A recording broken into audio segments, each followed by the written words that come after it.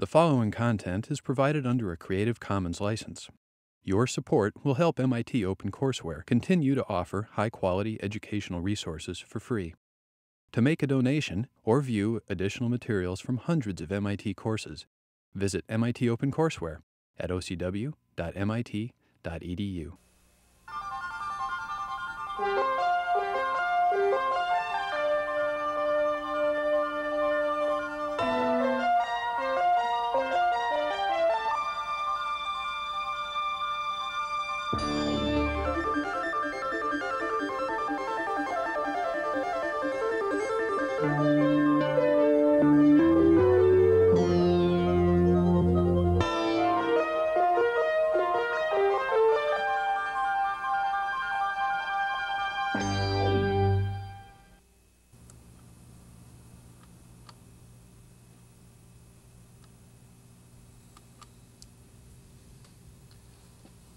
Well, today we have a chance to put away the equations and have some fun.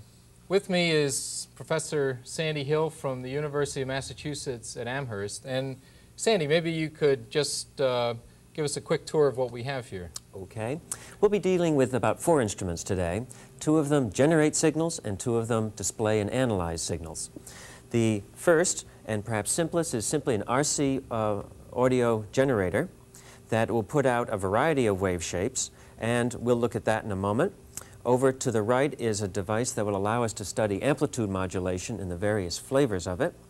Down below is a standard oscilloscope to look at the signals in the time domain so we can see their shape. And then finally, the spectrum analyzer will analyze the signal into its Fourier components and will display those, so you get to see the spectral content of a signal. Now, we'll be seeing all of these in a fair amount of detail as we go through the demonstrations, but maybe we can begin just with the signal generator. Okay. Let's look quickly at the various buttons involved. There's a lot of flexibility with this device. The top 3 buttons here allow us to change from one simple waveform to another one, a sine wave, triangle wave, square wave. And right below it is a button that will allow us to change the size of the signal. Moving over towards the left, we can change the DC offset, which is varies the signal, the level upon which the signal rides. And we'll be using that actually when we demonstrate amplitude modulation. That's right. And then finally, there's a way of changing the frequency of the signal, either changing it by a factor of 10 or a vernier adjustment if you want very specific adjustments, very delicate changes. Okay, so maybe we can just vary some of this and see what a little bit of it looks like. All right. What we have displayed at this point is the effect of pushing the sine wave button, and so displayed down here is a 500 hertz sine wave. In fact, let's listen to that. Great. And the scope is set to have 1 millisecond for each division here. By varying the amplitude knob, can make the sine wave smaller or larger. Ear isn't too sensitive to that. By changing the DC offset, it simply rides on a different level. It's like putting a battery in series. And changing the frequency, you get a very perceptible change. A lower frequency, it takes longer to sweep through a period. Higher frequency, it takes a shorter amount of time. And also we can change the wave shape itself from a sine wave to a triangle wave. And you notice that has a richer sound to it. And then finally to a square wave, which is an even brighter sound. Okay, and actually, as you realize from the previous lectures, with the triangle and square wave with the same fundamental as the sine wave, the richness comes in because of the higher harmonics in the Fourier series representation. Okay, well, let's go back to the sine wave, and we'll use that to take a closer look at the spectrum analyzer. Okay. We'll look at a block diagram of the spectrum analyzer shortly, but first let's just look at a few quick things to get a feel for it. We have, of course, the time domain display of the sine wave, and the spectrum analyzer gives us a frequency domain analysis and display. And the vertical axis is the amplitude. The horizontal axis is frequency, and as it's set currently, the frequency axis goes from DC, 0, up to 2 kilohertz, and that, of course, can be varied on the spectrum analyzer. And since we have a sine wave input, we get, as we would expect, a line spectrum corresponding to the frequency of the sine wave. Now, in fact, we can measure that frequency because the spectrum analyzer has a cursor associated with it, which I've just enabled. And this line is the cursor line. There is a readout for the frequency and a readout for the amplitude. And let's position the cursor on the frequency of the sine wave. And we're getting close. And there we are at the frequency of the sine wave. And we can read out, in fact, that it's 500 cycles. And this is the amplitude. And of course, you could verify the frequency also in the time domain display simply by measuring the frequency or the period.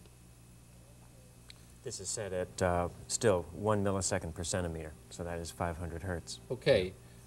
Well, now maybe what we can do is vary the frequency. Let's vary the frequency of the sine wave generator. Maybe also listen to it. I'll turn on the tone, yeah. Okay, I'll make the frequency higher, and you'll see a correspondence in the time domain. Frequency clearly goes up, and that line of the spectrum also migrates up away from the cursor. Okay, and let me just point out again that this is the cursor line. This isn't a spectral line.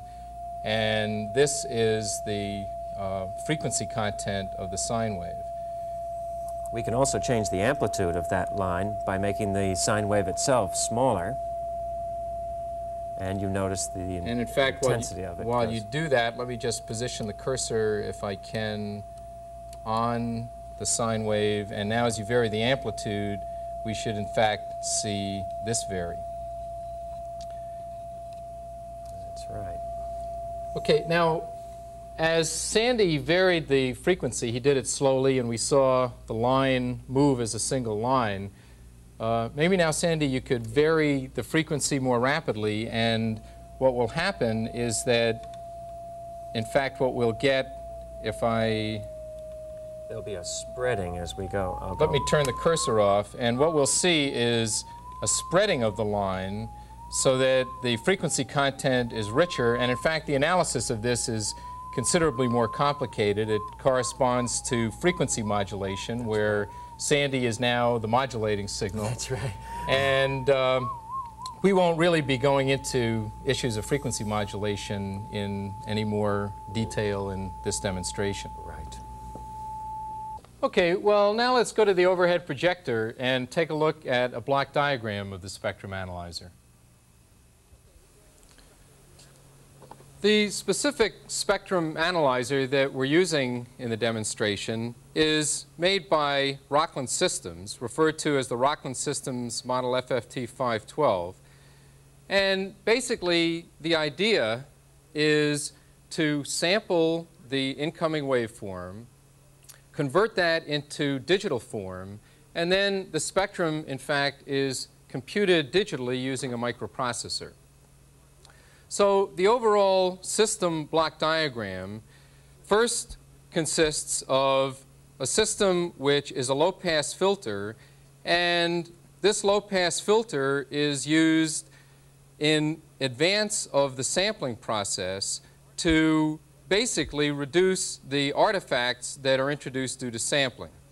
And although we haven't talked yet about sampling and the associated artifacts, basically, as we'll see in the upcoming lectures, in order to sample a waveform and convert it into digital form, it requires that the waveform first be low-pass filtered. So this low-pass filter is referred to, and will be in later lectures, as an anti-aliasing filter. And this low-pass filtered waveform is then converted to a sequence. And so a sequence is generated for which the sequence values are simply samples of the low-pass filtered input. This low-pass filtered input is then put into digital memory. Basically, a time block of it is put into digital memory, And so that's what we have down here. Here is the sequence. The sequence is put into digital memory, and then an arithmetic processor computes for the samples in this memory. It computes the Fourier transform or the spectrum. And after the spectrum is computed and put either into the same or a different memory, that is then put through a conversion process back to a continuous time signal, and finally put out on the display that we've been seeing in the demonstration. And so this is just indicative of the display. So basically the idea then is that the input waveform comes in, it's filtered and sampled and captured on a block basis, put into a digital memory, and then a digital computer or microprocessor computes the Fourier transform, and then that Fourier transform is what we see on the display. So what we're computing, of course, are samples of the Fourier transform. And so, for example, if the input, let's say, was a rectangular pulse whose Fourier transform is of the form of a sine x over x function, what we would in fact see on the display are samples of that at discrete frequencies. Or if, as we have an input which is a square wave, what we'll generate through the spectrum analyzer are the Fourier series coefficients, or equivalently, the harmonics associated with the square wave. Okay, well, let's now go back to the equipment and look at the spectrum analyzer. We'll look at the square wave through the spectrum analyzer shortly, but first what we have is what we saw before, which is the sine wave. And just to point out again the fact that the sine wave spectrum, of course, is just a single line corresponding to the fundamental frequency. And here we have a frequency scale now that goes from 0 to 5 kilohertz.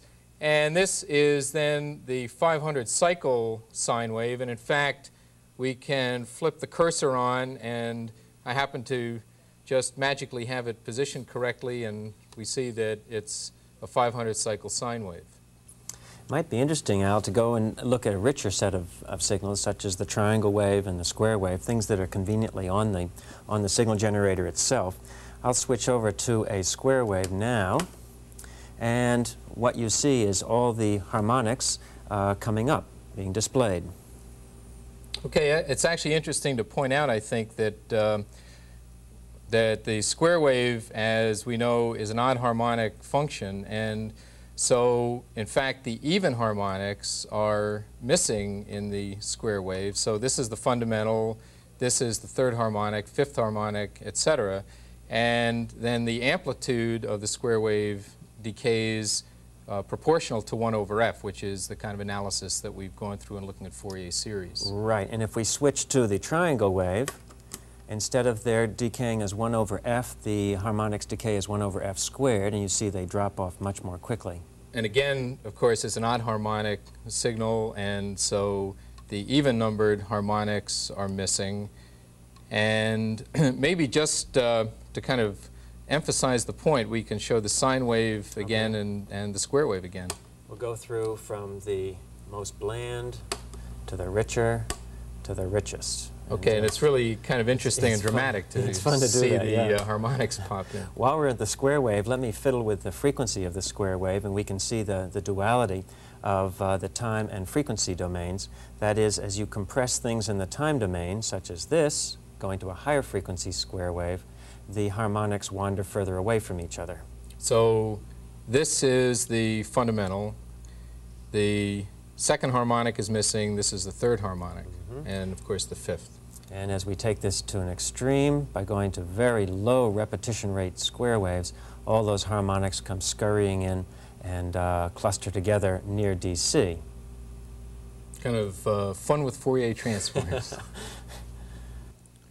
Well, speaking of time and frequency scaling, recall that we had demonstrated time and frequency scaling previously with the glockenspiel. And what we had done there was to record a particular glockenspiel note, and then we played that back at half speed. And what we had done in that case is expanded things in time, consequently compressed them in frequency. And so comparing that with a note an octave lower, then we saw that, in fact, the time scaling had led to a frequency scaling. And then we also played the same note back at twice speed. And in that case, the frequencies were all scaled up by a factor of 2. And again, we illustrated that by comparing with the glockenspiel note a full octave up. Now, when we did that, we didn't actually look at the time waveforms or spectra. And having the equipment that we have here gives us kind of a nice opportunity to do that. So what I have is the tape that we had originally made of the glockenspiel, the original note that we recorded. And what we'll do is look at the spectrum of that and then compare that spectrum when we play the tape at half speed and also play it at twice speed. So let's play the tape, and what we have is the glockenspiel right now displayed on a frequency scale from 0 to 5 kilohertz. Let's just change that to 0 to 10 kilohertz. So here is the spectrum. Over here we have the time waveform. And here is then the first spectral line, and we can see where that is by setting up the cursor, and magically, once again, I have the cursor positioned in just the right spot. The first spectral line is at 1.775 kilohertz. And so this is the spectrum then of the original glockenspiel note. All right, let's stop the tape and rewind it. And now what we want to do is play that back at half speed. Played at half speed, the frequencies should be scaled down, and in particular then the first spectral line should be at a lower frequency. So let's play that now. These are really very complicated signals, aren't they? They really are. Here we have the first spectral line, and we can compare that with the first spectral line that we had before, which was at 1.775 kilohertz. And once again, you see that the time waveform over here has been scaled by a factor of 2. So once again, we see that time and frequency scaling really works. Incidentally, as Sandy pointed out, and rightfully so, the glockenspiel really is a pretty complicated signal, as a graduate student and I found out when we were preparing the original glockenspiel demo. Speaking of complicated signals, Al, one of my favorites is to look at speech. I've set this up so that what's coming into my microphone is indeed what you're going to see on the two screens. The telephone company thinks of speech basically in terms of bandwidth, that it extends from about 300 hertz to 3,300 hertz. But as we'll see in the spectrum analyzer, there's a lot of leakage outside of that. The telephone company just filters out everything outside of that and thinks of that as a speech signal, so it doesn't have the high fidelity that you might have on hi-fi equipment. As we look at the scope, again, the time waveform is extremely complicated. Seems to have some periodicities in it, although they're short-lived, and then it goes on to some other periodic chunk. And over in the frequency domain, you can see as we extend from 0 to 10 kilohertz that as I speak, there are transients that have spectral content in them covering that entire band. I can try some simpler signals. A whistle is almost a sinusoid, but as you'll see, isn't terribly sinusoidal. That's the best I can do. I can sing a little bit embarrassedly, a bee and boop and things like that. You don't ask me to sing. And then different vowel sounds have a lot of energy in, like the letter A, whereas some of the others are very impulsive, like S or P and T. And it's a little hard to grab them at the right time. But what's fascinating is just to stare at equipment like this and try different speech sounds, and you begin to get sort of a sense of the complicated nature of them. Okay, well, that's a look at some spectra, signals, and now what we'd like to focus on is the modulator and talk a little bit about modulation and demodulation and demonstrate it. And let's begin that by first taking a look at a block diagram of the modulator system.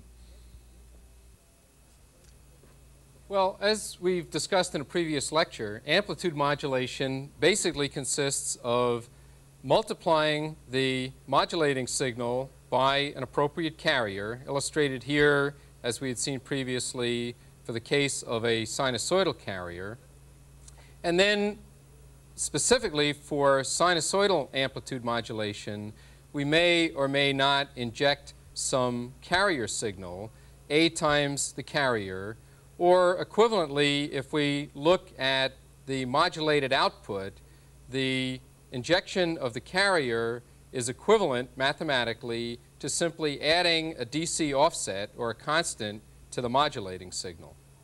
And as you recall, when we talked about this, the idea of injecting a carrier or not is related to the issue of whether or not we want to do synchronous or asynchronous demodulation, the asynchronous demodulation corresponding to the simple use of an envelope detector. And to remind you of the waveforms that are involved, again, I showed two that we saw previously. And for the case, this is for one value of the amount of carrier that's injected, and this is for an amount of carrier injected that's less. And this, in fact, corresponds to what we refer to as 50% modulation, and this is the case of 100% modulation. Well, the modulating system that we're using in this demonstration is basically of the form that we're indicating here. And a simple block diagram for it is more or less identical to what we just saw. Specifically, the modulating signal is multiplied by the carrier, and there also is the capability of injecting some additional carrier, meaning adding it to the output of this product. And so the modulated output can have a variable percent modulation, the percent modulation being changed depending on how we set this variable gain.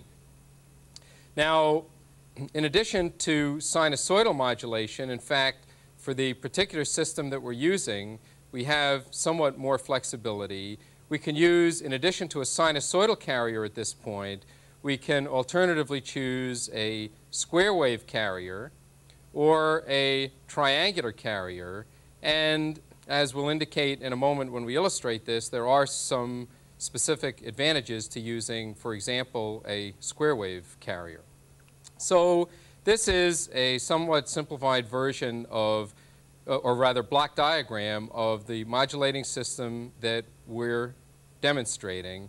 The external modulating input here, a choice of carrier with also the capability for injecting some additional carrier into the output. Okay, now let's go back to the equipment and take a look at this. Well, Sandy, maybe to begin, you can just point out what some of the controls are on the modulator box. Okay, there are some interesting points to look at here. This is an input for an external signal. We'll be taking a signal right out of the signal generator and putting it in here, and that will be the signal that will be modulated according to the carrier. The carrier is generated internally in this device, and there are several ways of controlling it. One is the amount of carrier injection. One is the waveform of the carrier itself, and this is typically sinusoidal in the broadcast industry, but others are interesting to look at as well. The output that we'll be displaying on both the spectrum analyzer and scope comes out here. And then farther over to the left, there are some knobs for changing the frequency of the carrier signal. Okay, let me also just point out again for emphasis that changing the carrier level, as we've talked about, is mathematically equivalent to changing the DC level of the modulating signal And that's also what affects the percent modulation, as we had just discussed. Now, what we have set up is a sinusoidal modulating signal and a sinusoidal carrier.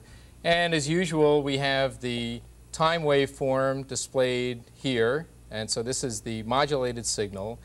And then on the spectrum analyzer, we have the spectral display. And this is the carrier signal. That's the carrier frequency. And these sidebands then correspond to the sidebands associated with the modulating signal. So this is the spectrum of the total modulated output, right? Right. It's interesting to vary some of these parameters. You can see the sinusoidal modulating shape at this point. Let me switch that to a triangular shape. And again, it's a little hard to sync in both the modulating signal and the carrier, so you see the carrier kind of wandering by, but there it is. Another thing that can be varied is the amplitude of the modulating signal. I'll make it smaller. You'll see the sidebands go away until finally we have a pure sinusoidal carrier. As I bring them back in, again, this is triangular. There would be harmonics there that maybe they're a little hard to see in the spectrum analyzer. I'll go back first to a square wave modulating signal, which is, again, you can see the square wave on top and one on the bottom. And so all of this then represents sidebands, is that? That's right. Those are the sidebands due to the square wave modulation. Going back to the simplest, the sinusoidal carrier, another thing we can do is to vary the frequency of the sinusoidal signal that's modulating it. I'll make it higher, and you'll notice that the sidebands wander away from the carrier signal in the spectrum. The spectrum, the carrier signal, that is, doesn't have a frequency that's changing as I do this.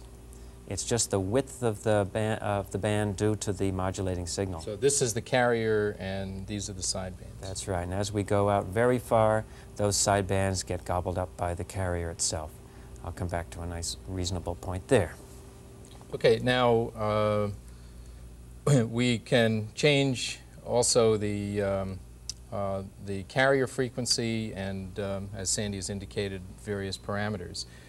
Now, let me just point out, since I didn't previously, that the frequency scale that we're looking at here is a frequency scale out to 20 kilohertz. And we had talked about, or Sandy had indicated, that we can change the carrier signal shape. And let me change the carrier signal from a sine wave to a square wave. Now, you haven't seen any change on this particular display, but let me change the frequency scale. And what you see now is the modulating signal showing up around harmonics associated with the carrier. And those harmonics will go away when we go back to a sinusoidal carrier. This is actually called a ring modulator. It's very simple to multiply a signal by a square wave. It's just a chopping process. And so a square wave carrier signal is very convenient to generate, and then you simply filter out the higher order harmonics. All right, I'll go back to the scale that we had before. And Sandy had also commented that we can change the carrier level, and let's do that on the modulator box. We could do that either by changing a DC offset on the modulating signal or by changing the amount of carrier that's injected. And as we decrease the amount of carrier, in fact going down to no carrier at all or almost no carrier, that's suppressed carrier. We have only the two sidebands, and the signal is now highly overmodulated. We bring the carrier back up, and when we do that, then we are reducing the percent modulation, and simultaneously, obviously, related to that is changing the carrier level. Now, I had indicated previously that, in previous lectures, that reducing the carrier is efficient in terms of power transmission, but requires a synchronous demodulator, whereas if there's carrier injected, as we have here, so that we're not overmodulating, the percent modulation is less than 100, then because of the shape of the time waveform, as you can see here, you can do the demodulation with a more or less simple envelope detector. And in fact, an envelope detector of the type that we've talked about before is exactly what is used in AM radios because of the fact that it's so inexpensive. And so here the power transmitted required is higher, but the demodulator based on using an envelope detector is considerably simpler. Well, speaking of AM radios, what we'd like to now demonstrate is modulation and demodulation with an AM radio, which Sandy happens to have here. And let's see, I guess what you're going to do, Sandy, is take it apart for us, right? Right. I've taken off the back, and I'm just now going to slip out the guts of it all and try and set it up so you can see it conveniently, such as right there. Now, this is your daughter's radio that you promised to give back. I would say was my daughter's radio. And now I'll start attaching clip leads, because what we're going to want to do is to be able to see the signals coming out of the radio. We want to see both the audio and then the modulated signal and try and see them on the oscilloscope. So I'll start setting that up now. Okay, let me, while you're doing that, also just comment that the kind of AM radio that we're looking at here is called a super heterodyne receiver, and the way that it does the demodulation is not exactly the way we've talked about it in the lectures. It's very close. The idea is that the RF signal, the radio frequency signal, first gets modulated down to what's called an IF stage, the intermediate frequency stage, and then it's that signal that goes through an envelope detector of the type we've talked about to generate the demodulated signal. So I guess what Sandy has some probes on are the RF input and a ground. And that's right. The red lead here is a ground. It's common for both the signals we'll be looking at. This is at the audio. We're actually looking at the signal going directly into the speaker across these two leads. And then this probe down here, which I found by hunting and pecking, is the IF signal, the intermediate frequency signal, with a station on it that I'll now try and get something that sounds reasonable. Okay, a little sports. Never quite know what you're going to get when you turn this on. That's right, you do. Thin clouds around here, the northern fringe of a large storm that's clobbering the southeastern United States. Make some adjustments there. And what you can see right here is the audio signal. I'll give it a little bit more gain. And this is the actual intermediate frequency modulated by the audio. And there's a correspondence between them that goes by awfully fast, but I think is pretty simple to see. So basically the top trace is the envelope of the bottom trace. That's right. This is what comes out of the envelope detector, and this is the signal into the envelope detector in this particular radio. What I'd like to do for a last experiment is what we've been doing at this point. I'll turn this off for a moment. Is we're taking something that's coming in over the airwaves, as they used to say, and we're simply viewing it. What I'd like to do now is generate our own radio frequency signal, tune it up so this radio is going to hear it, whatever that means, and display it here. What we're going to do then is use the audio oscillator along with the amplitude modulator, and we're going to take from the output now the lead here, and this will act as the antenna. This device was not designed to put out a lot of power, but fortunately we don't have a lot of distance to go over. What I'm going to do is turn myself into an antenna. I'm basically 150 pounds of salt water, and when I touch this, the signal coming in here, which is radiating a little from the wire, is going to suddenly radiate from my whole body and hopefully will be enough to be picked up. So what I'll do is I'm going to turn this on. Excuse the noise. Now, I've set this up so it's tuned to a particular radio station, and I hope I can find it now. It takes a little fussing.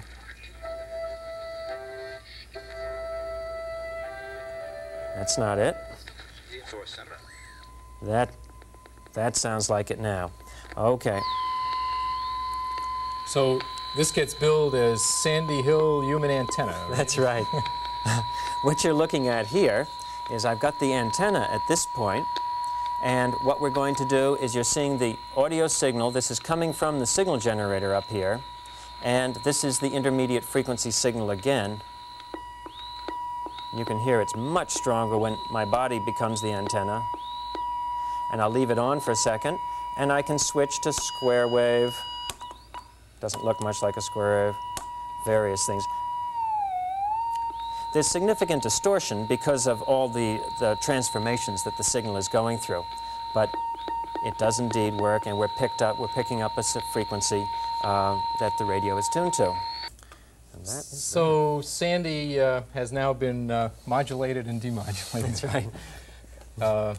Well, hopefully all the things that we've gone through in the process of this tape and this set of demonstrations gives you a feel for at least some of the things that we've talked about so far in the course. And Sandy, I'd really like to thank you for joining us, for sharing your insights with us, as well as sharing your equipment with us. Thanks a lot. It was a treat. Thank you.